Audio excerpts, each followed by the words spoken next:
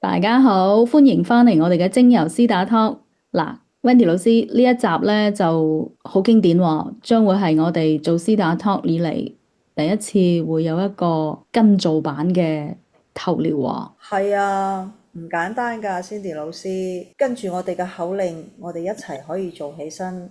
仲有一樣嘢，Cindy 老師就係我哋唔需要咧睇住一啲圖案啊，或者睇住一個視頻。其實我哋最好咧就係聽住聲音，跟住指令嚟到去做嘅時候，你可以慳返唔使用咁多眼啊，保護你嘅嗯眼睛啊。嗯，呢一個其實係一個非常之好嘅方法嚟。不如咁啦，我哋先將一啲重要嘅事情先將佢交代清楚，然後我哋就可以同我哋嘅觀眾朋友喺電波裏面一齊去做頭療。嗯，好啊。咁第一集我哋就講咗頭療係乜嘢啦，點解有效？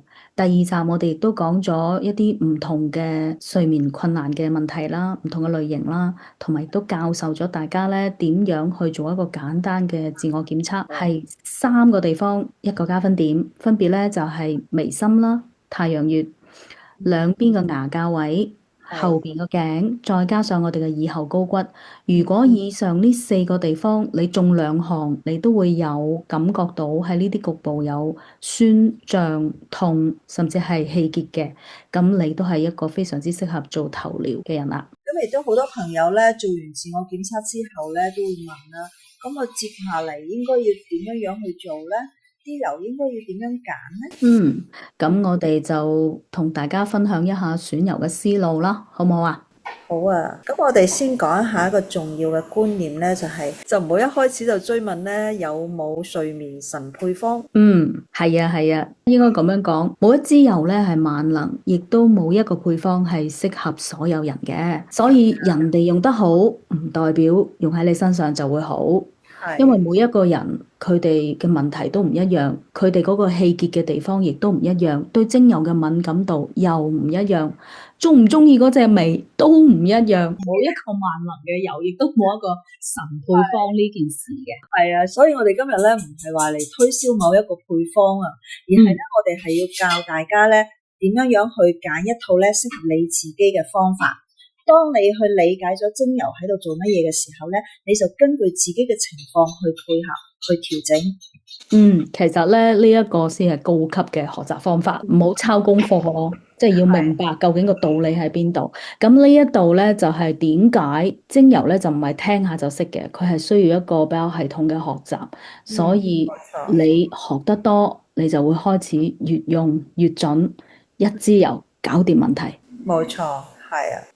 咁我哋選油咧就俾一個三步法啦，又係吓，我哋好中意三噶嗬，3秒鐘3個字，三步法唔緊要啦，繼續落。係啦。咁你第一步咧就先選目標，而家你中意最需要嘅係乜嘢？例如，比如話我需要安神，我需要放鬆，我係。需要幫助消化，我需要幫助我嘅身體呢一啲水液代謝。咁呢個就係你要選嘅目標啦。係。咁第二步咧就係揀氣味啦。咁你聞咗咧更加放鬆、更加安定嘅嗰種，就係你需要嘅精油啦。咁最後就梗係揀強度同用法啦，以安全為主，就係寧少就莫多，寧願淡，先從低濃度開始用起。咁喺家庭用嘅咧，就應該比較安全。冇錯啦。咁一句説話咧就係我哋唔係喺度背配方啦，而係咧我哋喺度做一啲選擇嘅。係，咁我哋就用翻上一集嗰4個自測嘅點嚟去做一個選油嘅地圖啦，好唔好啊？好啊。咁如果你嘅眉心太陽穴係明顯掹緊嘅，好多時候咧就係心神不寧，你個腦咧係停唔到嘅。咁呢一種方向咧，我哋咧就講4個字，就係安神定志，就係先俾你嘅心神安定落嚟先，咁你個腦咧可以咧轉慢啲，等佢放鬆落嚟先。咁不如 Wendy 老師俾兩隻啦，唔好三啦，兩隻，俾兩隻 suggestion 嘅精油啊。好啊，比如係 Serenity 安寧神氣，佢走嘅咧就係安神放鬆嘅方法，又或者咧係最經典嘅 Lavender 薰衣草。呢度咧唔係話邊一隻精油係最犀利嘅，而而係在於咧你聞咗之後咧，會唔會更加想放鬆，更加可以覺得可以安定落嚟。即係話用身體嚟投票啊，嗬，用味覺嚟去投票。冇其實錯。咧，有時真係好神奇嘅。我記得有講過咧，有人咧係聞咗薄荷反而瞓得着㗎。哦，係啊，係啊。神嘅喎，唔係明明就係提神嘅咩？安神嘅，明明就係提神噶嘛嚇，但係有啲人咧，佢偏偏乜嘢都唔得，淨係要點薄荷先瞓得着嘅。咁所以即係話，其實呢一樣嘢係佢當時嗰一刻個身體係缺乏咗嗰一樣嘢，咁所以佢一擁有咗，咁佢就可以將佢平衡，咁佢就即刻瞓到啦。瞓到啦。係啦，咁另外咧就係我哋嗰個牙骹牙關位啦。咁如果你個牙關嗰個位經常都係咬緊嘅，就算白天冇嘢做，都係好緊嘅咬得。晚上咧經常會磨牙嘅，咁呢一啲咧通常咧我哋都會講話係一半係緊張啦，係需要安神啦。咁另外一半咧其實係脾胃不和啊。咁嗯，就需要去和胃健脾啦。咁錯。喺呢一度咧，我哋都係會俾一兩隻精油俾大家參考一下啦。咁如果係和胃健脾咧，咁其實我哋喺 doTERRA 裏邊都有一隻精油叫做 Senjas 啊，樂呀，活。咁佢係幫助消化，即係消化支持嘅一個非常之典型嘅復配精油。呢一支精油咧，其實都可以幫到好多好多唔同嘅脾胃方面嘅健症㗎。例如係。好似平時食完飯之後肚脹啊、嗯，作嘔啊、肚痛啊、肚屙啊呢啲咧，其實都好多時候用到 Senjas 呢一隻復配精油。咁我哋好多時候都會用喺個胃啊同埋肚腩嗰個位啦，都記係。住30秒呢一個撳住呢一個重點啦，係咪？咁嗯，佢呢一隻精油裡面咧，因為係復配嘅，所以佢裏邊其實係有薰爐茴香、有 cardamom 豆蔻。咁呢啲咧，其實喺我哋中藥裏面咧，都係一啲比較暖胃啊、和胃嘅中藥係。嚟嘅。佢都係可以幫助我哋嗰個脾胃。咁另外裡面有一隻咧，就係薄荷喎。頭係。先啱啱先講完，冇錯。其實呢隻薄荷咧，好多人都會 wonder 啦，因為如果對中藥都有少少認識嘅聽眾朋友咧，薄荷其實都係涼噶嘛，係咪？係咯。喺我哋嘅認知裏面咧，薄荷好多時候咧，如果係胃寒嘅人啊，或者係有寒性嘅人咧，都係用薄荷唔係咁好啊，驚住會涼。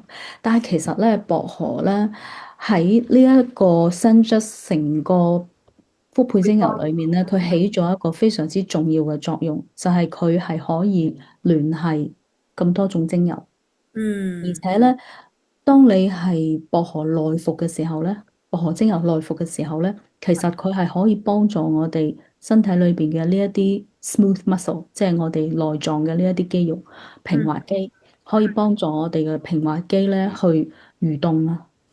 所以如哦，果你有肚痛嘅時候，搽薄荷精油，你記唔記得細個嗰時咧，好多時候都會話肚痛啊，搽啲萬金油啊，或者係搽啲驅風油。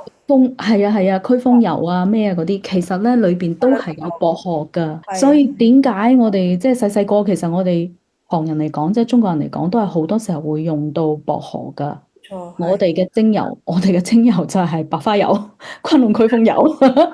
係啊。係嘛？佢裏邊都係有薄荷喺度啊，咁所以咧，佢其實咧已經係話咗俾我哋聽，佢係可以幫助我哋呢一啲 smooth muscle 去嗯，蠕動，等佢可以幫助你，如果有任何嘅呢一啲胃唔舒服啊、腸唔舒服啊等等呢一啲咧，你係可以通過茶，甚至係食薄荷可以幫助到。咁當然啦，薄荷係有提神醒腦啦。係。樂活精油裏邊嘅薄荷成分咧，佢係可以令到人哋提神通竅嘅。因為咧薄荷醇咧，佢係親脂嘅，所以佢能夠幫助其他精油或者係藥物嘅成分咧，更加好咁樣被皮膚去吸收。所以薄荷咧係比較適合放喺白天使用，可以係。幫助清醒。但係晚黑咧就大家要試試啦，睇下你係咪嗰個其中一個需要薄荷先可以瞓到覺嘅人啊。咁係。所以呢啲唔係一概而論啊。所以亦都係咧，即係芳香療法同埋中草藥咧，其實佢哋有共同之處，亦都係有佢哋嘅各自唔同嘅特點嘅。所以真係臨床上，你喺應用方面，你有一啲唔同嘅體驗嘅時候咧，要多啲去分享出嚟啦，請大家咧都可以受惠。咁第三點咧就係一個後尾枕啊。咁如果後尾枕咧，你覺得有酸硬緊嗯，好多人咧，其實都覺得咧，頸後邊嗰個肌肉咧，好有一種牽拉啊，有一扯種扯住住咁嘅感覺嘅。咁啊，其實中醫嘅角度咧，就係膀胱經嘅呢一個循經嘅地方咧，係有唔舒服嘅。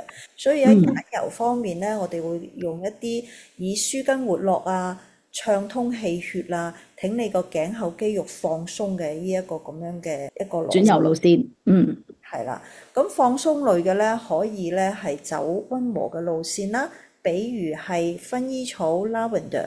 如果你嗯係想更加鬆筋嘅話咧，有人嗯咧係中意用少量嘅馬鬱蘭啦，嗰一類咧係比較放鬆感更加強嘅一啲味道嘅。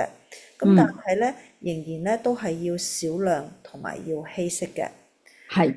Yeah，咁喺呢度咧，亦都可以順帶咁提醒一下聽眾咧，如果你嘅頸後邊咧有掹緊啊，或者你淨係梳頭都係唔夠嘅，咁膀胱經、循經經過啲地方咧，亦都係需要疏通㗎。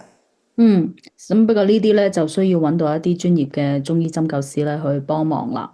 其實哦，大概1到2個月咧做一次呢一啲經絡嘅疏通，例如好似針灸拔罐啊呢啲咁樣，其實咧係一個非常之好嘅養生方法嚟嘅。冇我記得有一次我同一個我嘅 client 傾偈啦，即係喺佢未用精油之前咧，佢好多時候咧，佢大概個零2個月咧要過嚟揾我，但係佢嚟揾我嘅時候，佢其實已經係即係好似儲埋好多唔舒服噶啦。嗯，咁但係自從而家用咗精油之後咧，都係個零2個月，但係佢嚟嘅時候咧，其實佢唔係好差咯，即係冇咩特別大嗰一個嘅問題，即係唔係話直線向下去到好差嚟揾你，而係佢仲可以 maintain 到一個比較好嘅水平，但係喺佢未去到最差嘅時候，佢已經嚟揾我啦。咁所以即係話呢一個過程咧，其實就係幫咗我哋提高咗生活嘅質量。而且係預防真係勝於治療㗎。係啊，非常之啱。咁我咧就去同大家討論下呢一個加分點。第4個地方咧就係我哋嘅耳後高骨啦。咁有一啲人咧摸起嚟咧有結節啦，甚至係有一大嚿肉嘅。嗰嚿肉其實唔係肥膏嚟嘅，嗰嚿其實係啲積聚咗嘅我哋所講嘅氣節，係啊，啲氣結嚟嘅。咁呢一類咧，我會偏向講咧，佢哋係需要疏肝利膽，佢哋需要將嗰啲鬱結咧打開、打散、鬆開。同時亦都要兼顧安神。咁參考嘅精油咧，可以係 Petitgreen 苦橙葉，呢一個非常之適合我哋做放鬆。又或者係一啲金骨類嘅精油，例如檸檬啊、野骨啊、甜橙啊、grapefruit 啊等等呢一啲咧，都可以幫助疏肝利膽嘅。咁有好多人咧喺耳後面咧一鬆咗之後咧，其實成個頭皮咧都會跟住鬆嘅。嗯，係啊，因為耳後咧係一個好容易被忽略嘅一個地方，但係咧佢嗯佢係一個好關鍵嘅一個點嚟嘅。冇錯冇錯，所以你睇下，我哋而家咧俾咗呢一啲俾大家去參考，但係其實我哋更加想俾嘅咧係一個方法啦，即係話睇你個氣結喺邊一度，然之後你再選啱嗰個方向。嗯，冇錯啊。咁你如果越熟悉精油嘅時候咧，你就越能夠咧自己配出適合自己嘅，而且咧係永遠咧唔使等唔使等人哋人。俾條方你嘅。冇錯，冇錯，非常之啱。咁大家咧最容易被忽略嘅咧就係濃度啦。咁我哋傾一傾呢一樣嘢先。嗯，好啊。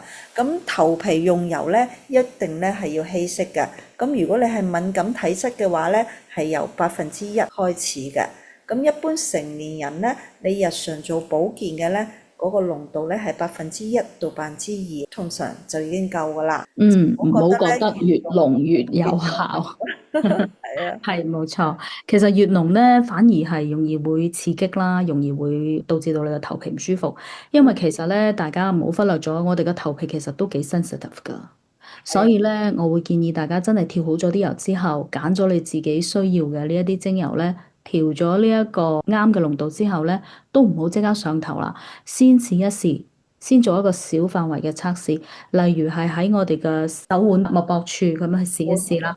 點咗落去之後，睇下有冇咩唔舒服，同埋咧，如果真係唔舒服或者係呢一個精油咧係太過高濃度啦，你過敏嘅話咧，咁你係通常喺15分鐘到半個鐘咧，你就會好明顯感覺到嗰個局部係會紅熱，呢啲就係過敏嘅反應啦。係。咁我哋保守啲計啦，通常都希望大家即係用一日嘅時間啦，即係你點咗落去，過咗一日都冇咩事咧，咁基本上你呢一個調配好嘅濃度咧就係啱噶啦。咁今日咧，我哋都講咗好多咧關於揀油嘅方向啊，同埋一個思路嘅。咁我哋呢集咧就到呢度，大家可以根據我哋提供嘅方向揀一個咧適合自己嘅頭療油。記得咧要先做好測試，唔好挺你自己嘅皮膚咧有敏感。咁啊，仲有就係咧，為咗我哋下一集更好咁樣去同大家做一個電波練習咧，咁希望大家準備好呢一啲頭療梳啦，配好自己嘅精油啦。